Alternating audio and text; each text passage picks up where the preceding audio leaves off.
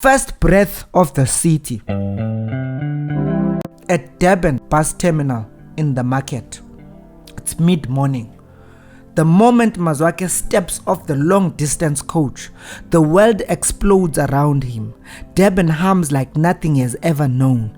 Taxis weaving, pavement vendors calling, steel frame towers shimmering in the heat.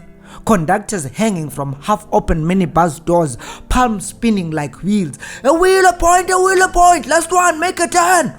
Or conductor shouting, overlapping. A conductor hops down while the taxi is still rolling, snatches Mazwakhe's 2 bags without so much as a greeting, and swings them towards the open sliding door. Mazwakhe lunges after him. Hey, I'm not going to point, leave my things. He's furious. He wrenches the luggage back. The conductor shrugs, sprints and leaps into the moving taxi, still chanting for passengers as it slips through a changing light. Mazwakhe mutters under his breath, shaken by the city's speed.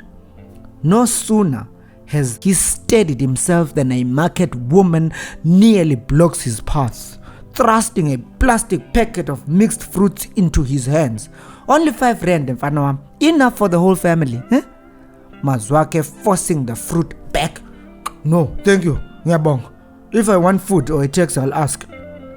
He shoulders his bags and starts south along the road, aiming for the ML Sultan campus of DUT, where he'd been told they'll direct him to student residencies. After 2 blocks, he pauses, tugs Zolile's photograph from his rear pocket, and lets a smile loosen the tension in his jaw. That moment of softness costs him dearly. 2 teenage thieves swoop in.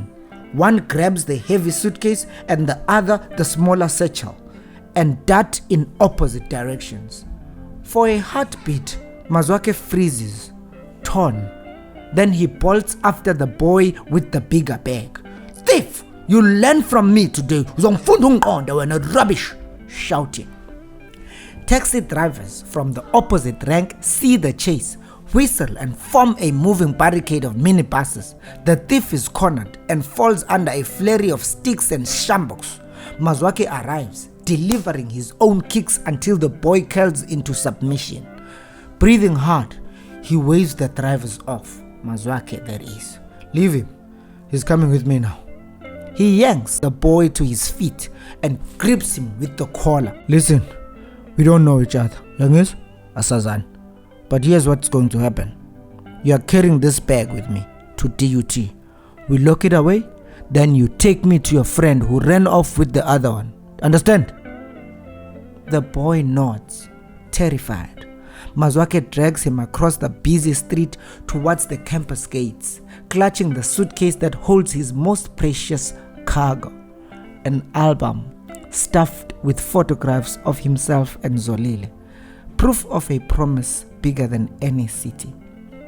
Durban rolls on around them, indifferent and alive, as a village boy takes his first true test of manhood.